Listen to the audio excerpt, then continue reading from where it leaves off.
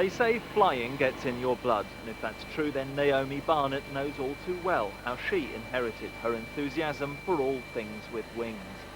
Starting in the 1930s, 3 generations of her family have learned to fly. Her father, brothers, even her husband are pilots. Today's flight is to Gibraltar. Drawing up the flight plans, Naomi calculates she'll pass her other half somewhere in the air over Southampton Airport. We'll probably be passing over each other at South as we go over Southampton. He'll be coming into the house, just by chance. So if we see him, we'll point him out. No, he might say hello.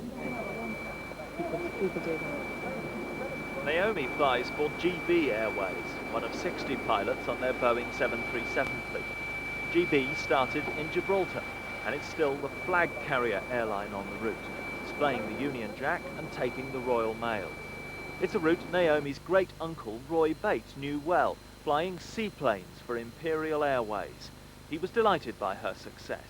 He used to talk about the good old days, real flying. He used to go away for quite a few days at a time, I think. The Rock is no longer the outpost of empire it once was, but the airstrip is still run by the RAF.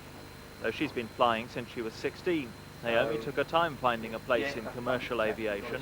She started in this job as an RAF air traffic controller and would have stayed rooted to the ground had she not been offered a scholarship to train for a private license. There are people who come into flying who are nothing to do with flying, and they do it because they probably feel it's a challenge. But you'll find, if you delve into most people's past, you'll find there's a connection with aviation. With the sun setting over the Mediterranean, the 737 is back on the runway. Strong winds and a short runway make Gibraltar a difficult airport to land at. The RAF controllers will also have to stop the traffic here, which crosses the main runway going onto the Rock.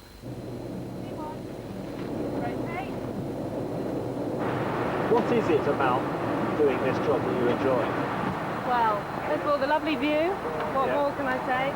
I don't know, it gives me a buzz. It beats working 9 to 5. I just get a nice feeling when I'm airborne. It's busy doing takeoffs and landings. It's exciting. Enjoy it. It's approaching midnight when the lights of Gatwick's main runway come back into view.